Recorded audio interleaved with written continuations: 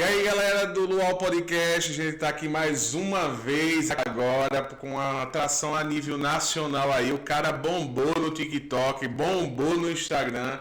Ele está repercutindo muito aí, sendo procurado por grandes atrações do jornal aí nacional, da Record, da Globo, para dar entrevistas e é entrevista, viu? O cara tá bombando mesmo. O nome dele é Sérgio Figueiredo, ele é do Rio de Janeiro, atua na área criminal há mais de 10 anos.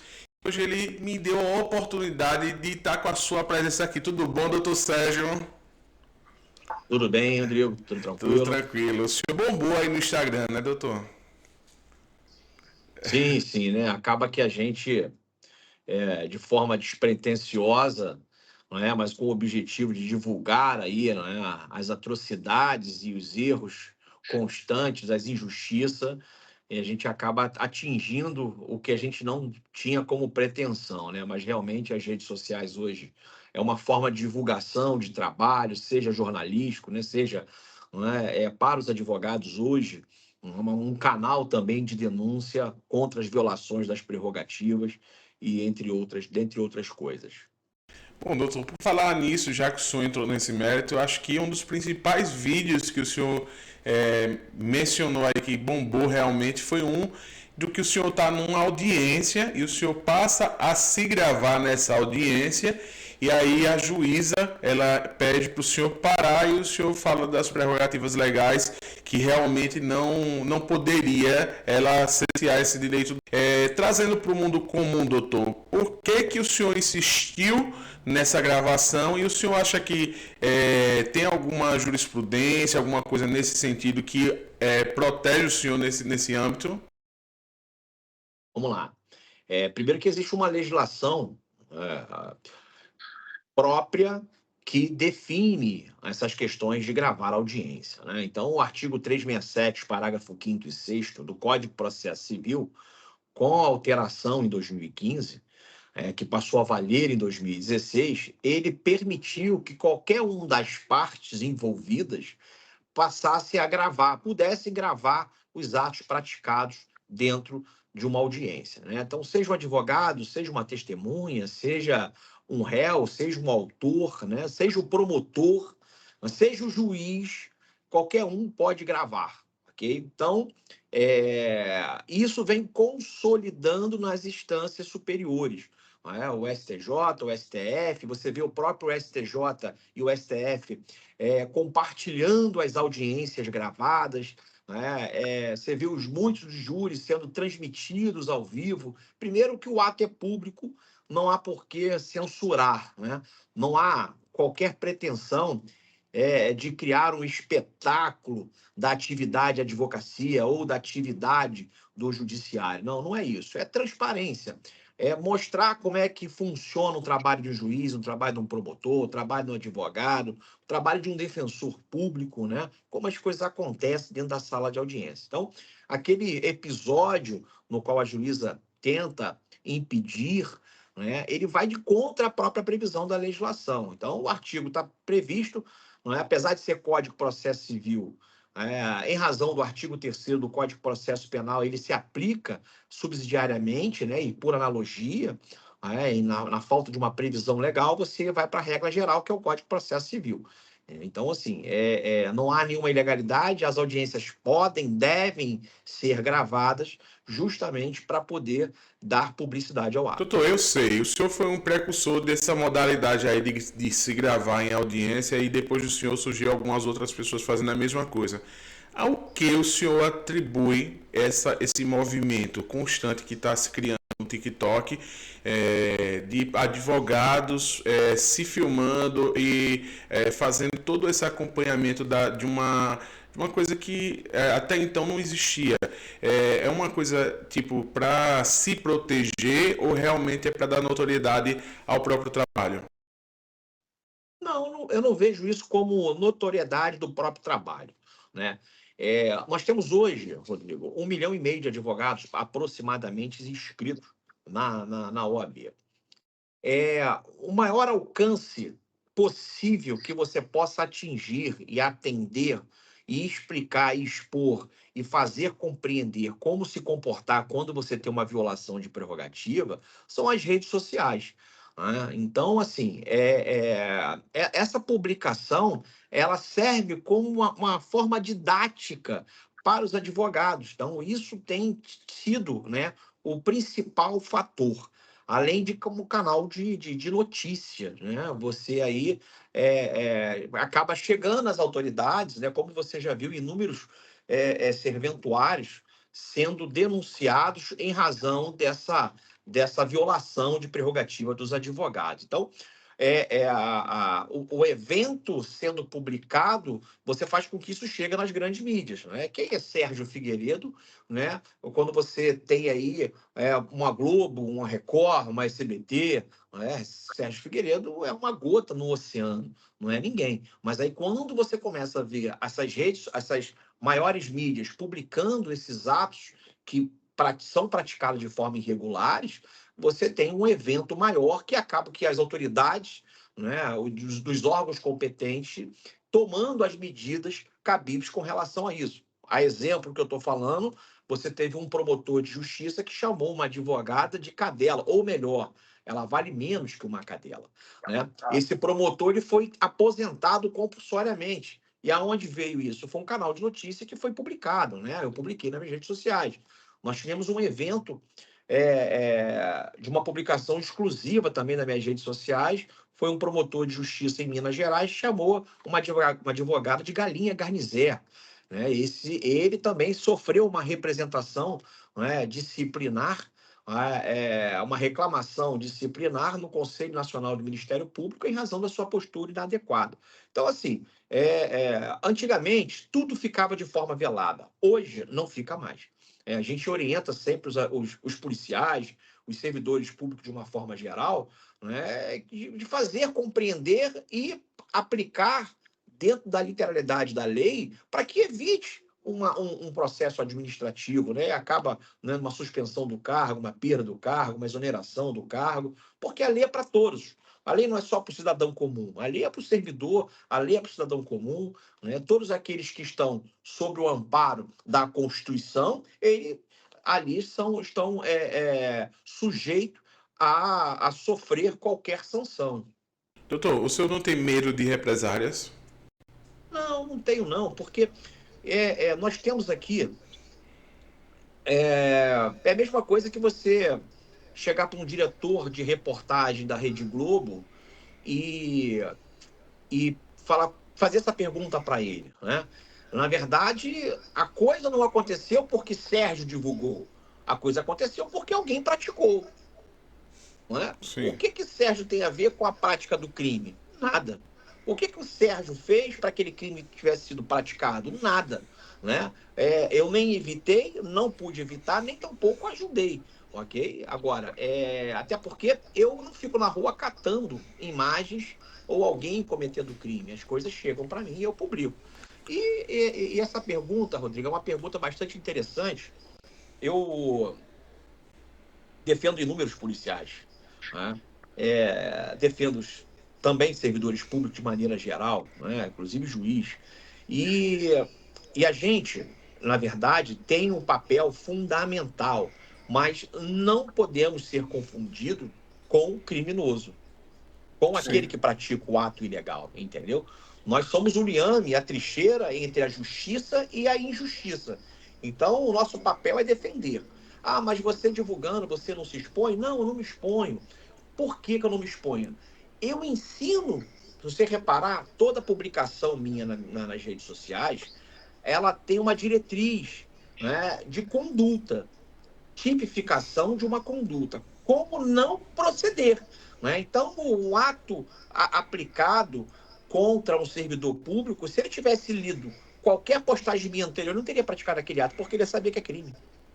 Então, Sim. todo vídeo meu que eu posto, ele tem uma forma de ensinamento, né? Que é o direito em si e o que vai estar respondendo caso viole. Doutor, é prático isso e cotidiano, alcance de qualquer cidadão a morosidade da justiça, né? Nós sabemos que a justiça ela leva anos para julgar aí. Internamente, quando você faz uma representação dessa contra um juiz, por exemplo, eu acredito que até o trâmite julgado desses processos, ele vai julgar outros processos do senhor também. Existe nesse meio tempo um receio de que ele julgue de modo impessoal? Não vejo isso, não. Primeiro que eu não represento ninguém, né? Eu não denuncio ninguém. Na verdade, os órgãos competentes estão aí para poder denunciar uma prática, qualquer prática ilegal. Seja de um cidadão, né, que não tem vínculo nenhum com o serviço público, seja o servidor público. Né? Sim, Quando a violação é comigo, aí é diferente. Né? Ou seja, violou o meu direito.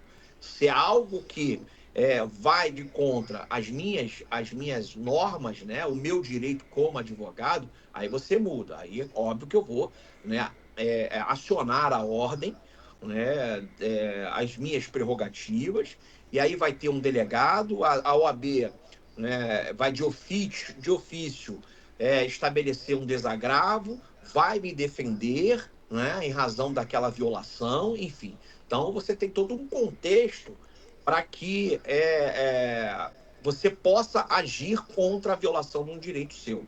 Agora, o advogado que fica preocupado com demais processos que tramitam naquela comarca ou com aquele juiz, que ele possa exercer de forma parcial, aí ele tem que mudar de profissão. Primeiro, que quem está na linha de frente não sou eu. O resultado de um bom trabalho, o resultado de um bom trabalho que eu falo, não é nem a absolvição, nem tampouco a condenação.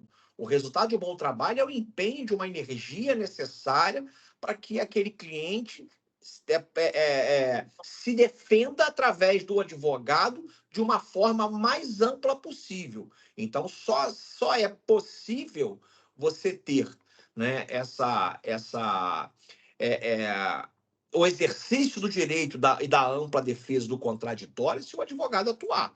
Então, se o advogado pensar que ele, né, deixando de atuar, deixando de ser incisivo, né, deixando de buscar o direito do seu cliente, ele poderá prejudicar outro processo, ele tem que entender que aquele cliente ele será prejudicado. Ok? Então, assim, o advogado ele tem escolhas, infelizmente. Né? Quem está no banco do réu é o cliente dele. Quem vai ser condenado vai ser ele, vai ser o cliente dele. E ele tem que fazer o melhor possível, já que ele foi contratado.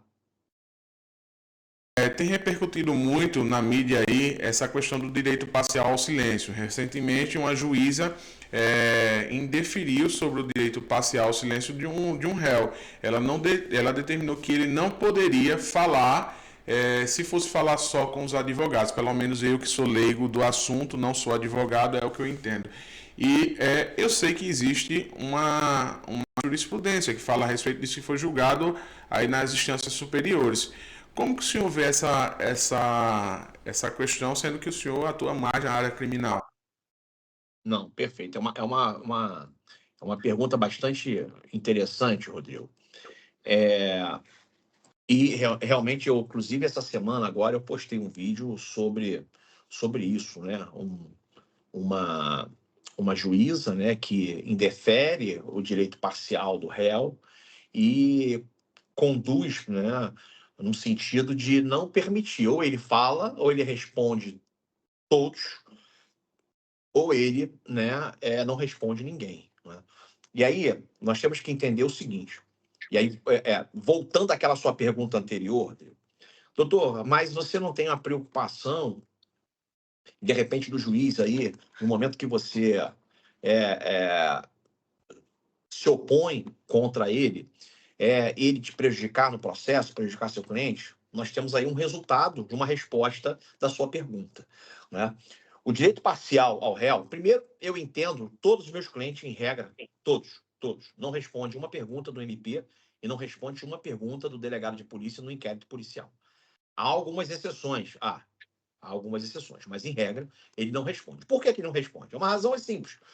Primeiro, se o delegado não tivesse certeza que o meu cliente tivesse envolvido, ele não teria indiciado o meu cliente. 2, se o Ministério Público não tivesse certeza que meu cliente estivesse envolvido, ele não teria denunciado o meu cliente. 3, se o juiz não tivesse certeza do indiciamento da denúncia, ele não teria recebido a denúncia. Ok? Então, eu tenho aqui formulado todos os requisitos do inquérito, da denúncia e do recebimento, que é a ação penal. Para que eu vou submeter o meu cliente a perguntas de quem está acusando? Não, a peça acusatória foi formada. Eu não preciso mais disso. Eu tenho que tirar meu cliente dentro desse contexto. E aí sim, ele vai responder apenas as perguntas da defesa. Você tem, né, o direito parcial ao silêncio, é um direito garantido na Constituição e legitimado pelas instâncias superiores, seja STJ, seja STF. Entendeu? Então, isso é indiscutível, sob pena de nulidade. Hoje é passível de anulação, caso ocorra, né, uma infringência desse entendimento. Ok? Então, é um direito do réu, é um direito de estratégia da defesa e deve ser respeitado. E o advogado que deixa isso passar por medo de uma retaliação, ele tem, de fato, um prejuízo grande nas mãos dele, que ele não vai conseguir resolver. Entendeu? Doutor, gostaria que o senhor comentasse, eu acredito que o senhor sabe, eu vou passar aqui para vocês ver um pedacinho do trecho em que um advogado se retira de uma sessão, acho que de júri popular, que uma juíza, ela pergunta ao réu, e aí ela pergunta se ele gostaria de falar ou responder, ele fala que não gostaria de responder, mas ela deixa aberto para que ele falasse por espontaneidade o que aconteceu, sem fazer perguntas para ele, no momento em que a juíza deveria estar se referindo àquele réu. Não sei se o senhor tem conhecimento desse caso, doutor, em que o advogado ele chama a juíza até de palavras de baixo calões, né? E depois ele sai junto com a equipe de defesa toda daquele réu. E aí, o senhor conhece esse caso? Não? Recentemente? Eu cheguei a receber, né? Houve ali um debate, um desentendimento, e a gente não olha isso com bons olhos, quando você tem, né, um excesso praticado de ambas as partes. Existe uma relação de urbanidade, Rodrigo, que deve ser mantido dentro de uma audiência, né? Até por respeito às partes. Nós estamos acostumados com esses embates, né? Nós, eu, juiz, promotor, né? Nós estamos acostumados, habituados com esses embates. Mas a testemunha, a vítima, o réu, eles não têm nenhum hábito. Primeiro que estar sentado naquela cadeira para ser ouvido, seja como vítima, seja como testemunha, seja como réu, não é fácil. Então, quando você tem um cenário, né, conflituoso, no qual todas as partes entram num conflito a ponto de haver uma troca de ofensa multa, isso é um problema causado dentro das audiências. Então, daí surge, né, a urbanidade, essa palavrinha espetacular que deve ser aplicada sempre dentro dessas audiências. Então, qualquer excesso, e aí eu falo isso com muita propriedade, Rodrigo, é, nenhum dos meus vídeos você tem qualquer tipo de ofensa destinado a qualquer servidor público. Eu trato sempre com muito respeito, eu tenho a lei debaixo do meu braço e vou fazer exercer, né, aquilo que eu tenho de conhecimento. Então, no momento que você começa a ofender o magistrado, ou o magistrado começa a ofender, ou você ofende o promotor te ofende, cara, aí foge completamente. Você vê alguns vídeos absurdos, né? De chegar, de promotor partir para cima do advogado, né? De juiz partir para cima do advogado. Então, assim, eu acho que é desnecessário e o advogado também se excedendo, né? E xingando, falando palavrão. Eu acho que é desnecessário. E é uma falta de respeito à urbanidade com as partes em audiência, entendeu? Com relação à questão de insistir nas perguntas, você tem hoje a lei de abuso de autoridade, que ela impede, no momento que o réu opta pelo silêncio parcial ou pelo silêncio, e seja o juiz, seja o promotor, né, ou seja o advogado também, insiste em perguntar, né, ele responde pelo crime de abuso de autoridade. Não o advogado, Só em mas as demais perguntar, partes. só em perguntar, mesmo que o réu não responda, ele ainda assim, ele está infringindo a lei. Não, de forma alguma. De forma Por alguma. exemplo, nesse Se caso, ele disser, espe- não quero responder nenhuma pergunta do promotor ou não quero responder nenhuma pergunta do juízo, né, do juiz, tem que ser respeitado o direito de silêncio dele. tá, então vamos deixar mais claro ainda, porque a gente fala com quem é da área e quem não é no meu canal, só para entender melhor. Nesse caso específico, por exemplo, o promotor em seguida do Ministério Público, ele disse, eu vou fazer a pergunta. De todo jeito ele fez a pergunta. E o advogado disse, se ele fizer a pergunta, eu me retiro. É, Juridicamente, o senhor vê que ele tem razão de ter saído ou não? Porque assim, o réu ele não respondeu, de todo jeito ele não respondeu. Mas ele não teria o direito de perguntar ao Ministério Público ou não? Realmente é Não, contra a lei não. aí. Vamos lá. O artigo 15 da Lei 13.869, que é a Lei de Abuso de Autoridade, ele deixa claro essa questão, né? Constranger alguém a depor, né? Sob ameaça, pena de prisão, ou em razão de ofício, né? Ou qualquer de outra forma, é crime. Tá lá, ok? Então, se ele constranger a pessoa que tenha optado, né, pelo silêncio, é crime, tá lá no inciso 1 do artigo 15, entendeu? Da Lei de Abuso de Autoridade, a Lei 13.869, entendeu? Doutor, o senhor está falando juridicamente, eu insisto. O senhor vê como constrangimento fazer a pergunta nesse caso? Só fazer a pergunta Não é é, um. não é constrangimento, não pode. É constranger. No momento que eu falo o seguinte, olha só, você tem o direito de ficar em silêncio. Você quer falar? Não. Mas eu quero que você fale.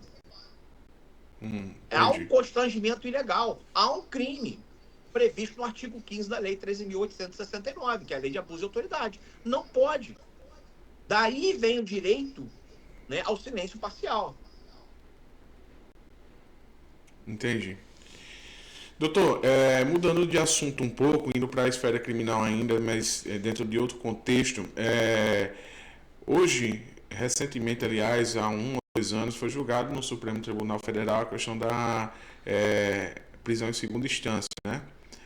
Como que o senhor vê essa questão? O senhor acha justo? O senhor acredita que é uma brecha na lei e a gente vai ter só alimentando essa parte jurídica sem definição nenhuma para punição, no fim das contas?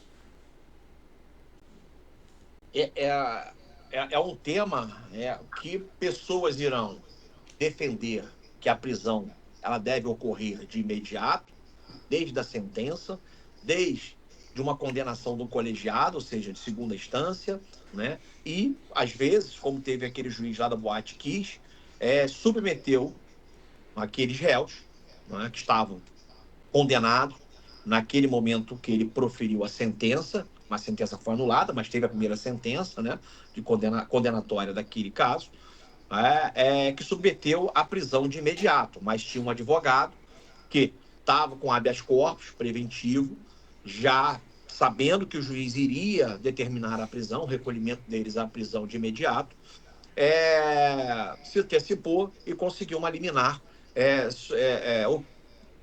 permitindo que os acusados, os réus, respondessem à apelação, né, os recursos em liberdade. Essa pergunta, Rodrigo, ela é muito importante a gente primeiro trazer exemplos dentro do nosso cotidiano.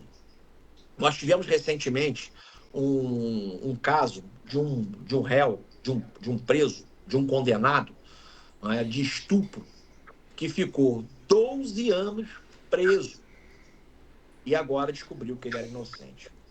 Tudo bem que ele já estava condenado e tudo mais, descobriu, né, que ele é inocente. Mas você tem noção do que representou isso para a vida dele, tirar ele da sociedade por 12 anos sendo inocente? Quem que repõe isso na vida dele? Quem que vai restabelecer esses 12 anos? Acabou, 12 anos se passaram. Lá dentro ele poderia, inclusive, ter morrido. Né? Então, assim, a prisão, ela é a última hack. Ela é a última opção, né? Deixa eu fazer uma De um vírgula. processo de uma ação penal. Por favor, deixa eu fazer uma vírgula. O senhor trouxe um indicador aí, mas nós sabemos, público e notório, ao alcance de qualquer pessoa que tenha ou não conhecimento, que o indicador maior que se tem é o da impunidade. Contra fatos, assim, eu não acho que exista nem argumentos. Você, por exemplo, ponderar um caso de um inocente que ficou 12 anos preso, tudo bem, é injusto, é ruim, mas eu acho que isso é exceção da regra. Diante disso, o senhor não acredita realmente que fazer essa morosidade de recursos em cima de recursos, não se tem mais um ponto final para poder ser executada a sentença, não acaba causando essa sensação na sociedade? Não. E eu vou insistir no que eu estou falando. Não há impunidade. Você não pode imputar a uma pessoa que está respondendo o processo a morosidade do judiciário, né? E isso não é uma exceção à regra, ok? Eu costumo dizer, inclusive, que eu prefiro, né, um inocente, um bandido solto do que o inocente na cadeia. Porque para um bandido que está solto, ele vai cometer outro crime, ele vai responder e vai acabar sendo preso. Agora, fala isso para o inocente que fica 10, 3, 5, 6 anos lá dentro, sem ter tido nada a ver com aquele fato. Entendeu? E outra coisa, a sensação de impunidade, porque o processo vai prescrever. Sabe quantas formas de interrupção de prescrição existem? Né? Então, se interrompe a prescrição pela denúncia, se interrompe a prescrição pela sentença, e vai interrompendo, ou seja, e vai voltando a contar de novo. Às vezes, um processo de homicídio demora quase 60 anos para poder prescrever, pô. Então não tem sensação de impunidade. Agora, o custo é mais alto quando você tem um inocente preso do que um bandido solto. Ele é muito mais alto. Então eu não vejo isso, Rodrigo, como uma sensação de impunidade. Né? Os erros devem ser corrigidos, sim, sempre. O advogado criminalista ele não está aqui para defender. Não está aqui para defender o crime, não está aqui para defender. Ele defende a aplicação de uma lei. Não que insista com a morosidade do judiciário e com a impunidade. Não, não é isso. Ele está aqui para Doutor proteger Sérgio, uma legislação. diante disso que o senhor falou, diante disso tudo que o senhor falou, um inocente preso ou um inocente morto? Não entendia. O senhor falou, é ruim ter um inocente. Pior do que um bandido solto é um inocente preso. Mas é pior do que um inocente morto, por exemplo? Não, porque aí é que tá, há uma confusão com esse paradigma que você está trazendo. Eu não estou aqui dizendo que o inocente que foi morto, ele vale mais do que o inocente que está preso. Ambos são inocentes, cara. Ambos são vítimas. Um de humilhante, o outro do judiciário. Tira a liberdade de alguém. Mas aí eu te pergunto isso porque, tipo, se há morosidade, há infinidade de recursos, a prescrição, o senhor falou aí que pode pausar, mas aí quando o senhor falar isso me traz ao tempo que isso leva para acontecer, que é 20 anos, para poder prescrever mais ou menos 20 anos, e aí você levar mais 20 anos para poder pausar isso aí, enquanto isso, esse possível criminoso está na rua. De fato, eu vejo uma possibilidade muito grande dele voltar a cometer outros crimes e, se for num caso de homicídio, dele voltar a fazer outros homicídios.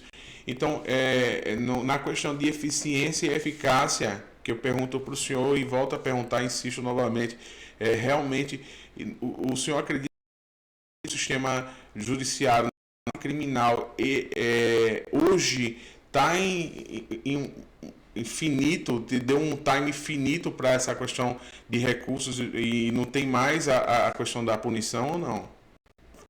Cara, é uma pergunta que você responde você traz a seguinte resposta para sua pergunta, Rodrigo. Sabe quantos presos nós temos hoje no Brasil? Sim. Você tem noção? Não, né? Não. Nós temos 840 mil presos no Brasil hoje. Diminuiu a criminalidade? Não. A morosidade, então, influenciou, deveria ter 2 milhões?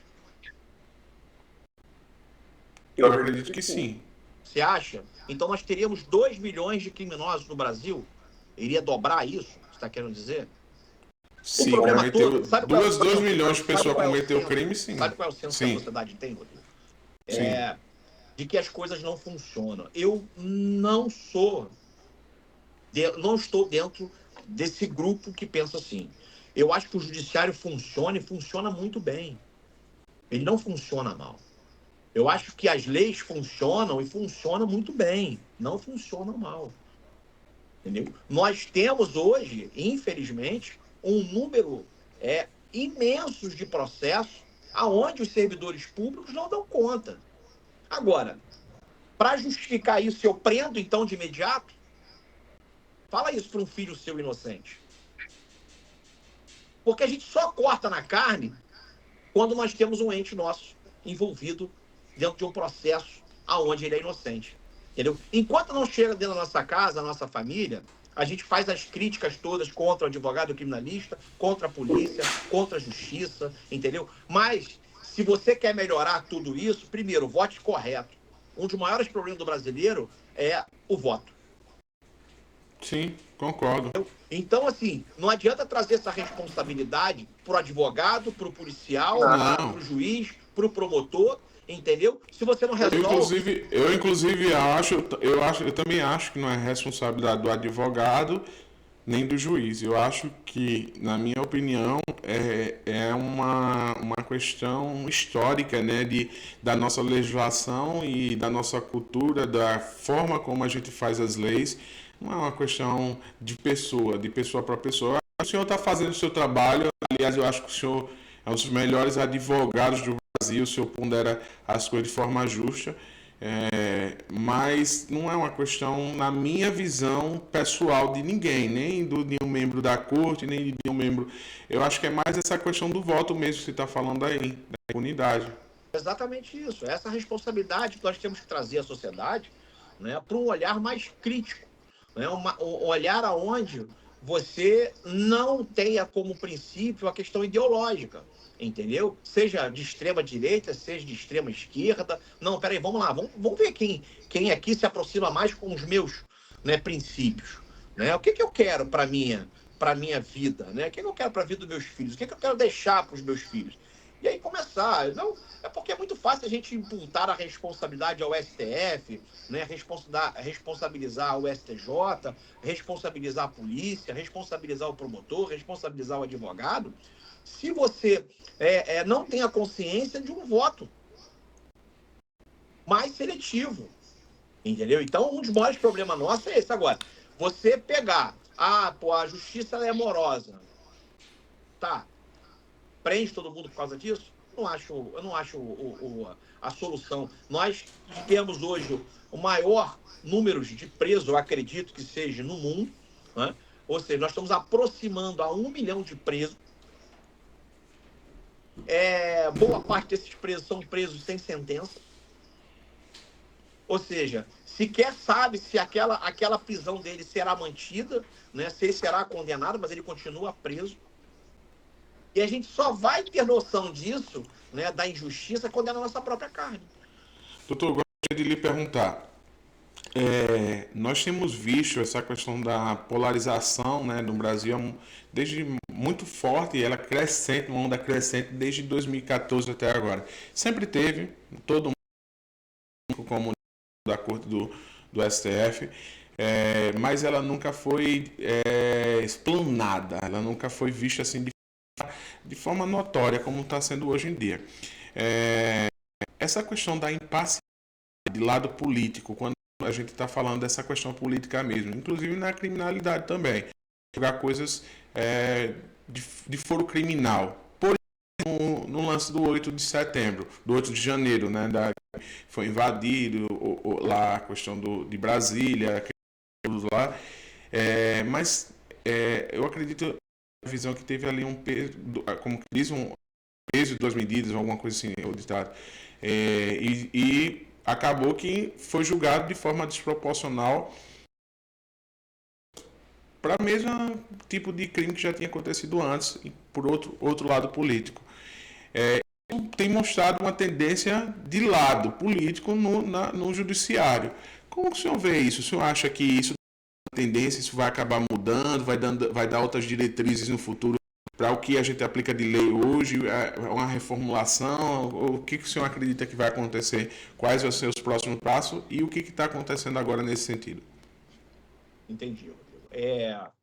Eu não vejo o STF, né, com parcialidade na atuação do dia 8 de janeiro, naquele fatídico dia, né? Eu estava lendo uma matéria que a pessoa que quebrou o relógio, né, um relógio centenário, né, se não me engano, acho que foi de 1809 ou 1839, alguma coisa assim, juntado os crimes, né, que ele cometeu, ele iria pegar 17 anos, né?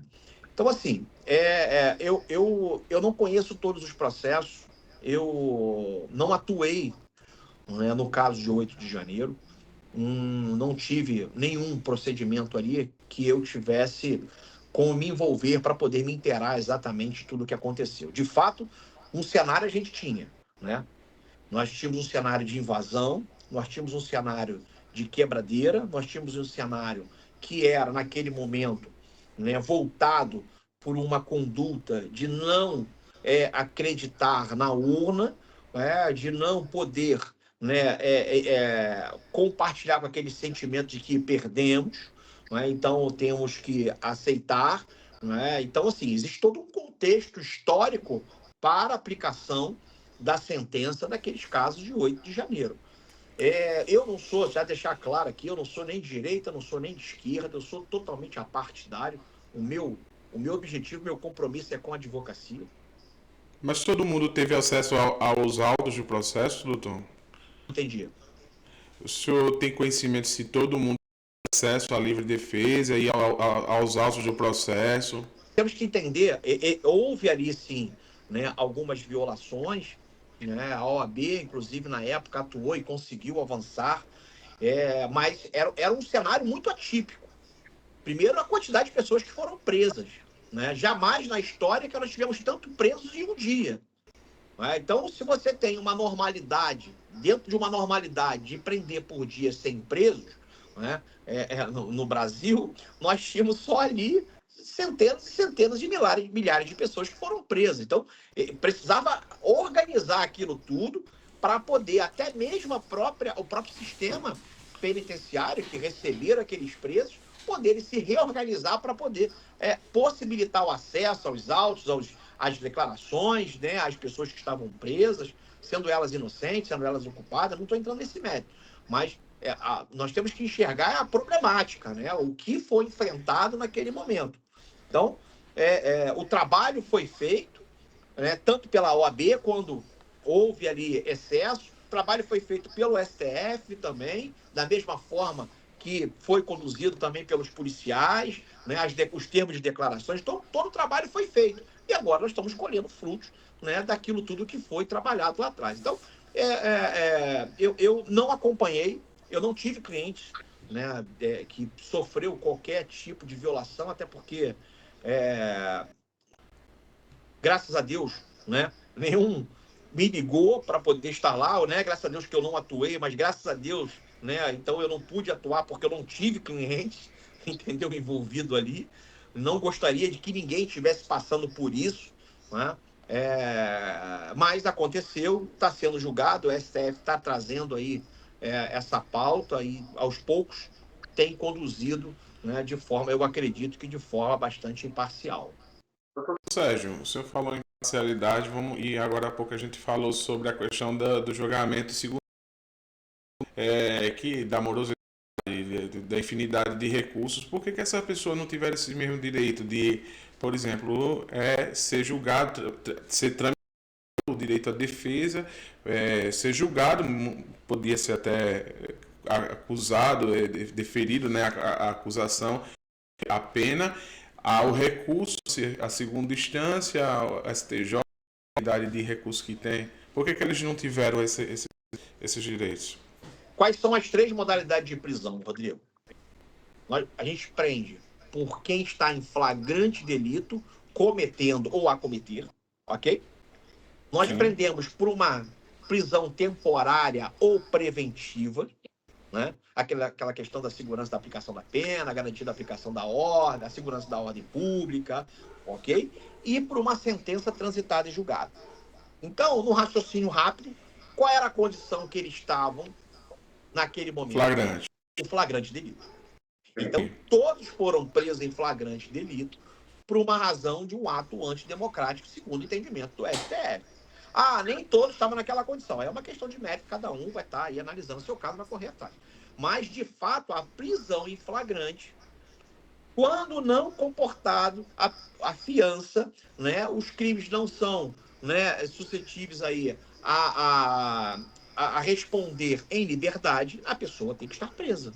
E isso a qualquer, né, modalidade, seja.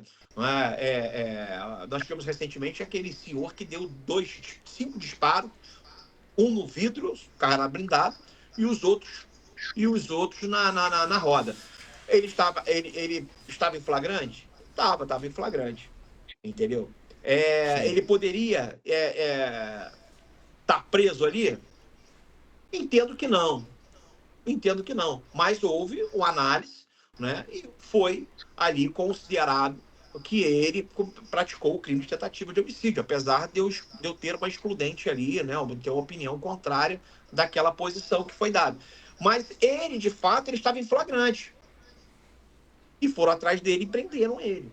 Né? Um outro que aconteceu há pouco tempo atrás, se não me engano, eu não sei se foi no Ceará, né, de um vice-prefeito que estava no quarto da sala do apartamento dele dando tiro na parede.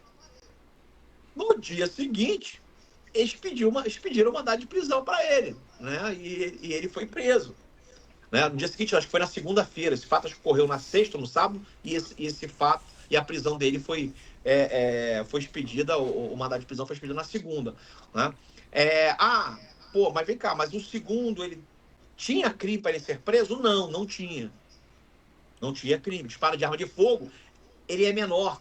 Né? O potencial ofensivo dele em termos de pena é muito menor. E é afiançável. Mas aí o que prendeu ele? Aí a gente vai para a sua resposta. Um dos grandes problemas que acontece hoje, quando você vê pessoas que estão sendo presas, que não poderiam estar porque a regra não permite, chama-se mídia, repercussão. Uhum. Doutor Sérgio, qual o tempo máximo da prisão preventiva? Cara, não existe um tempo máximo da prisão preventiva. Né?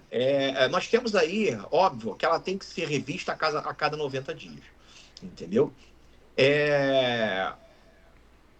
E para que não haja, né, o excesso de prazo. Então, normalmente, cara, você tem aí, dentro de uma regrinha estabelecida pelo judiciário, um prazo de 180 dias seria o prazo para 6 poder, meses. né, tá revendo a prisão de um réu. O que aconteceu no caso Gabriel Monteiro? Que ele está com previsão preventiva há quase 2 anos.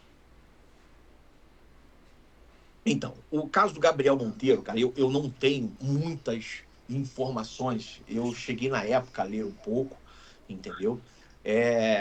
Eu entendo ali que não tem elementos para manutenção da prisão preventiva dele, mas aí cai no que eu falei para você, a mídia. Então, voltando a lá, o meio da nossa conversa, a gente tem uma politização do judiciário. não acho que é politização, não, cara. Eu acho que é imprópria influência. Vamos pegar um caso histórico nosso, que todo mundo conhece. De ponta a ponta, no mundo, nós temos quantas pessoas no. Qual é a população mundial, cara? 6 bilhões.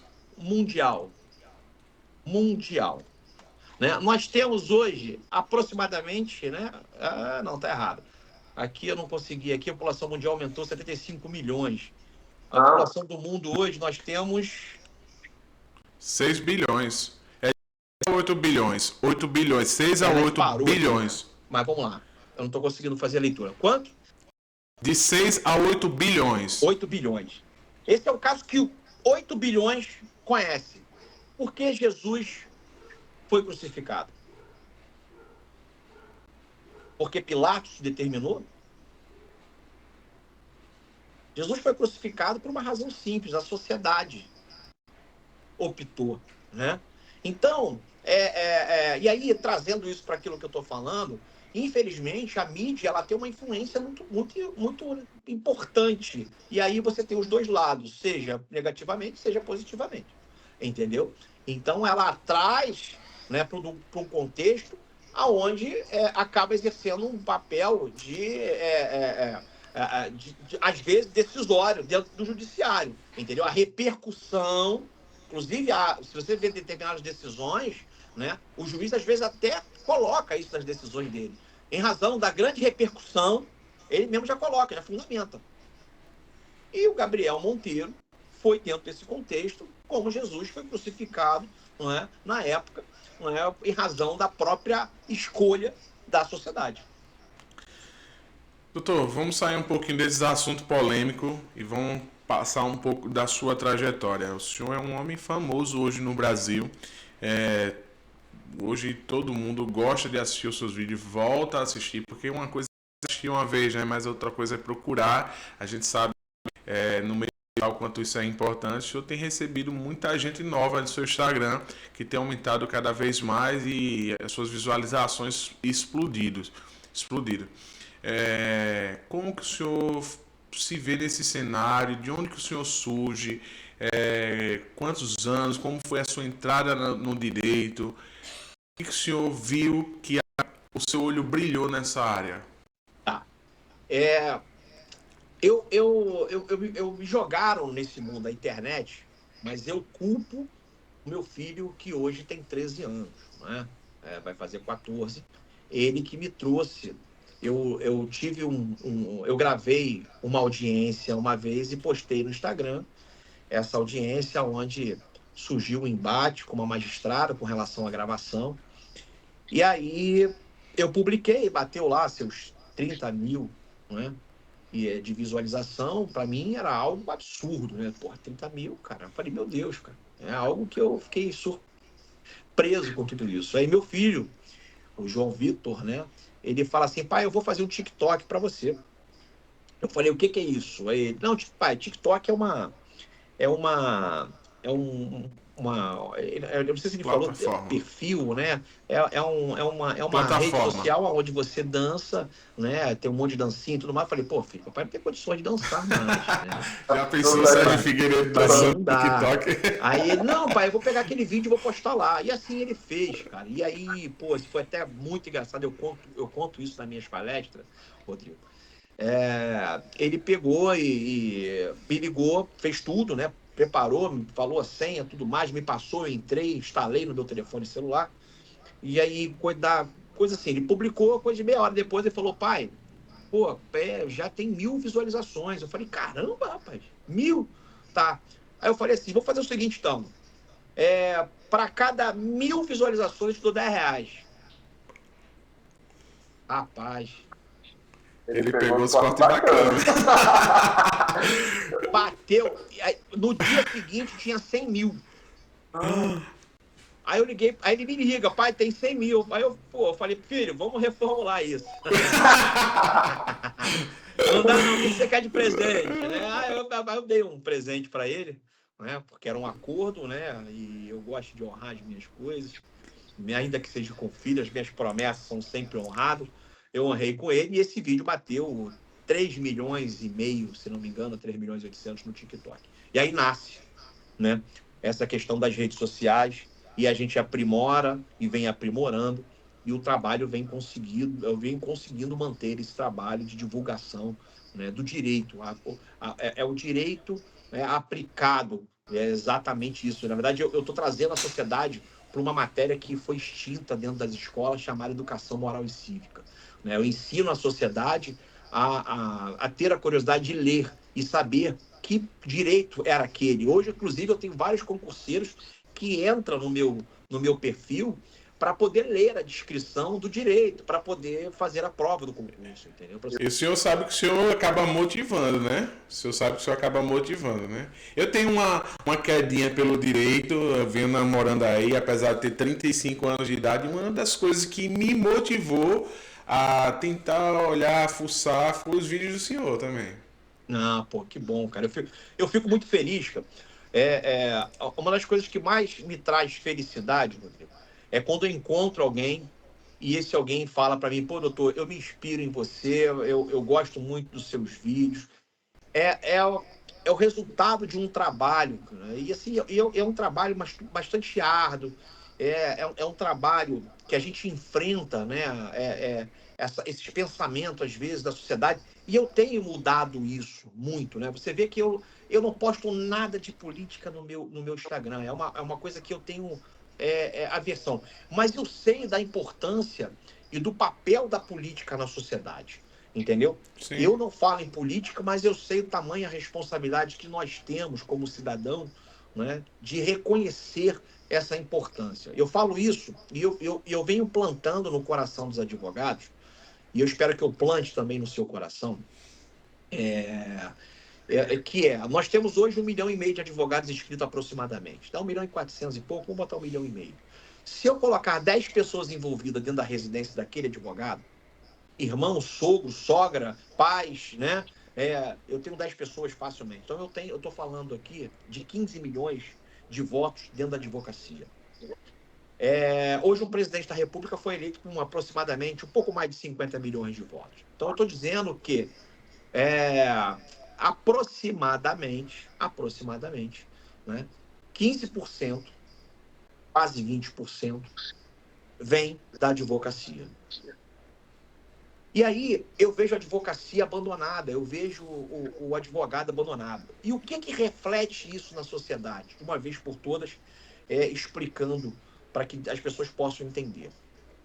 Uma advocacia desprestigiada, sem direito, é uma sociedade afastada do judiciário e desestabelecida desse direito também. Então, automaticamente, ela enfrenta os mesmos problemas que o advogado enfrenta, porque nós somos a única e a última possibilidade na busca do direito. Porque você não consegue ir lá no judiciário com papel escrito e protocolizar uma petição. Tem que ser feito através do advogado, o direito postulatório, né? Ou do advogado, ou do defensor público. Então, ou seja, fortalecer a advocacia é fortalecer a sociedade, é trazer direito para a sociedade. Trazer direito para a advocacia é fortalecer a sociedade. Então, qualquer olhar que você venha, né, impor e trazer e olhar, você chega a esse resultado. Ou seja, eu preciso fortalecer a advocacia porque a sociedade ela é restabelecida, é uma sociedade com direitos e garantida. Entendeu? Então, isso é muito, muito importante. Apesar daqueles que não gostam de política, ele é administrado por quem gosta de política, aí fica mais fácil. O Nordeste, Show. né, a gente sabe disso, sofre muito. Né? Hoje, o Rio Grande do Sul sofreu demais, né, por conta das enchentes, né, e é o mau trabalho da política. Né? Nordeste, eu sou apaixonado pelo Nordeste, e sempre que eu transito pelo Nordeste, eu vejo uma diferença social muito grande, entendeu? E eu não consigo entender com o tamanho poder que o Nordeste tem e a tamanho desigualdade social que existe no Nordeste. Então, eu tenho um olhar muito fraterno pelo Nordeste e eu acredito muito que um dia o Nordeste vai ser uma potência né? Como outros estados passaram a ser, por conta de tudo aquilo que nos fornece. Pô, eu tenho praias frias aqui, no Nordeste eu tenho praias quentes, qualquer época do ano, entendeu? Então, assim, pô, como pode isso, cara? Né? Não dá para viver só do turismo, nós temos que levar empresas para lá, nós temos que dar condições, né? Dar estudo, dar, pô, uma condição melhor para o Nordeste. Então, assim, a política rege isso tudo e a gente precisa sempre ter esse carinho, como no início eu falei, Rodrigo, do voto. Nós temos que estar atento a isso. O voto muda tudo. Nós somos, nós não somos regidos por um rei, né? Nós somos regidos por parlamento, né? Seja ele o Congresso, que é, né, o Congresso Nacional, e seja pelo Executivo, né? E tudo isso traduz em voto e a gente precisa ter um olhar mais crítico. Doutor Sérgio, o senhor tem pretensão pública? Eu tenho um projeto, mas é um projeto voltado para a advocacia, tá? Em 2020, em 26, é possível que eu venha como candidato a deputado federal. Voltado para a advocacia, Show. exclusivamente para a advocacia, e desejo e tenho como sonho de trazer em cada estado no Brasil alguém para representar a advocacia também como deputado federal, entendeu? Então nós precisamos estar no Congresso para poder brigar pela advocacia. Acho bacana esse projeto do senhor. Acho que o senhor está indo no caminho certo, é um bom candidato. Eu acredito que se eu fosse eleitor do Rio de Janeiro, votaria no senhor. Tá? Doutor Sérgio, gostaria de agradecer ao senhor a participação no meu humilde podcast, por o senhor não fazer a seleção entre Globo, SBT, Record e um podcast humilde do Nordeste, como o senhor falou aí, de estar vindo aqui conversar comigo. A gente tem feito alguns convites, né, para pessoas sem conotação pejorativa, mas de uma forma de tamanho de seguidores menor do que o senhor, e que não tem dado retorno para a gente. Então, realmente não faz exceção. Queria te agradecer por isso, por dar esclarecimentos aqui importantes para a nossa sociedade e deixar o canal aberto aqui para a hora que o senhor quiser voltar, a gente bater o papo novamente para estar atualizando, tá? Nada, Rodrigo, eu que agradeço toda a sua equipe, tá? Parabéns pelo trabalho, lhe desejo aí, né, todo o sucesso do mundo. E realmente, para mim, você é grande, tá? Eu não faço essa diferença. Ah, já deu entrevista na Globo, deu entrevista na SBT, deu entrevista na Record. Não é não é a forma que eu penso, entendeu? Eu acho que a gente tem que trabalhar e plantar no coração de cada brasileiro da necessidade que nós temos de abraçar o nosso povo, entendeu? Então, eu sou parte de vocês, vocês são parte da minha vida e fico cada vez que eu vou ao Nordeste, cada vez mais apaixonado por essa galera aí, entendeu? Primeiro é o sotaque que eu mais amo, digo de passagem, entendeu? Então, eu sei o carinho que o nordestino tem, que é diferenciado. Então, mais uma vez, eu quero agradecer a participação. Espero, né, quando quiser me chamar para mais um convite, sem nenhum problema. Estou sempre aqui à disposição para vocês aí. Show. E a você, querido ouvinte, eu queria pedir novamente a você para que você se inscreva no meu canal, curta, compartilhe, para que a gente possa crescer e trazer cada vez mais as informações que são importantes para você também, tá? Valeu, um abraço para todos. Doutor Sérgio, obrigado, viu? Muito obrigado. Tamo junto. Deixa eu só encerrar aqui para não perder isso aqui para a gravação, que eu não posso perder. Valeu, doutor. Um abraço. Tchau, tchau. Não gravou nesse final, foi?